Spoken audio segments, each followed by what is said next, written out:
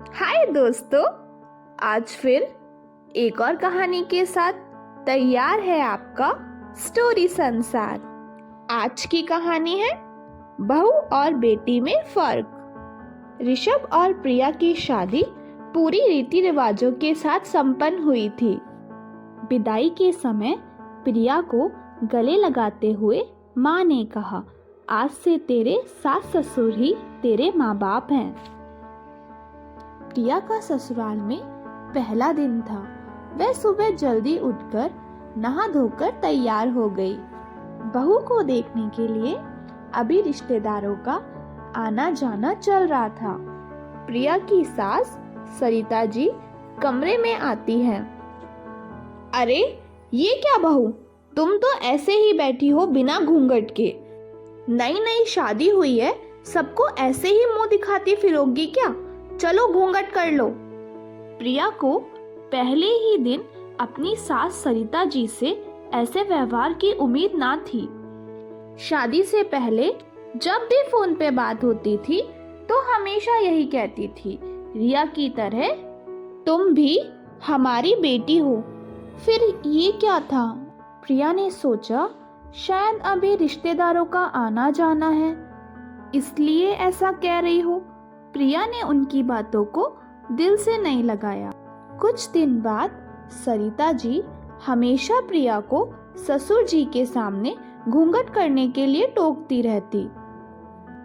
एक दिन प्रिया खाना खा रही थी। उसको एक रोटी चाहिए थी और घर में कोई था नहीं, तो प्रिया ने सोचा खुद ही रोटी ले ले। ये करते हुए प्रिया को सरिता जी ने देख लिया। जैसे ही प्रिया ने हाथ आगे बढ़ाया, सरिता जी जोर से चिल्लाई, अरे पूरी रोटियों को जूठा कर दोगी क्या? बहुओं का जूठा ससुर जी नहीं खाते, तुम्हें पता नहीं है क्या?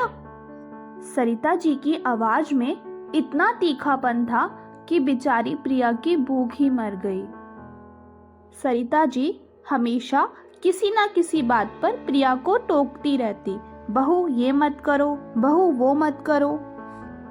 प्रिया हमेशा सोचती, अब मैं और नहीं सुन सकती, लेकिन परिवार में शांति बनाए रखने के लिए वो कभी सरिता जी को पलटकर जवाब नहीं देती, हमेशा कामों में लगी रहती।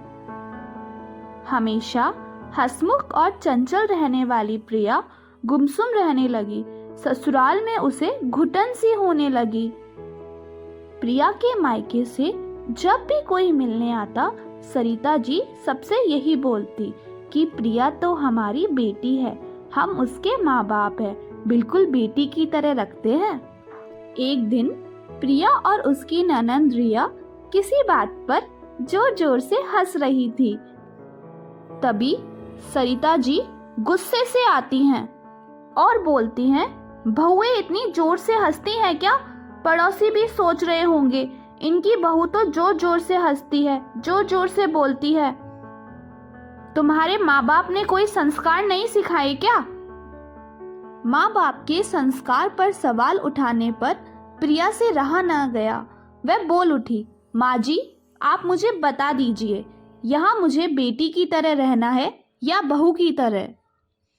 एक और तो आप सबसे यही बोलती फिरती हैं कि प्रिया को हम बेटी की तरह रखते हैं। मेरे मायके से कोई भी आता है तो आप सबको यही बोलती हैं, प्रिया और रिया दोनों मेरे लिए एक समान हैं।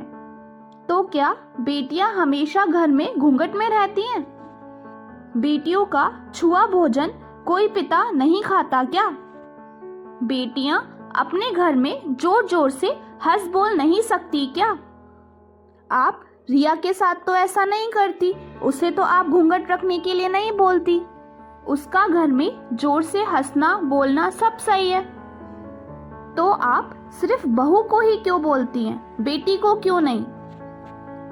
सिर्फ कह देने से ही बहू बेटी नहीं बन जाती, अपने व्यवहार और सोच में भी उसे बेटी की तरह ही प्यार और स्वतंत्रता देनी पड़ती है।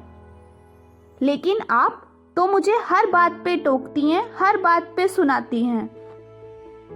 पर मैं आपको कभी कुछ नहीं बोलती हूँ, क्योंकि मुझे मेरे माँ बाप ने सास ससुर के सामने पलटकर जवाब देने के संस्कार नहीं दिए हैं।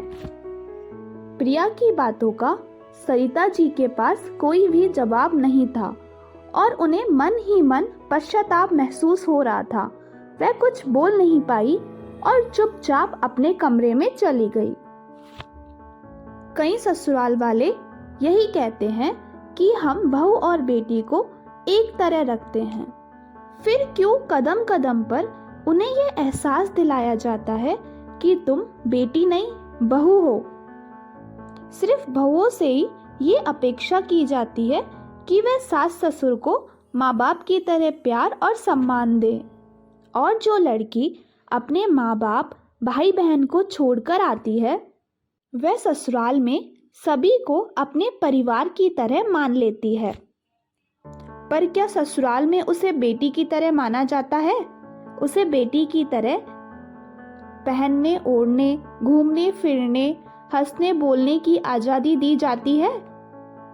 दोस्तों, आपको हमारी बहू और बेटी में फ़र्क कहानी कैसी लगी हमें कमेंट में ज़रूर बताइएगा। धन्यवाद।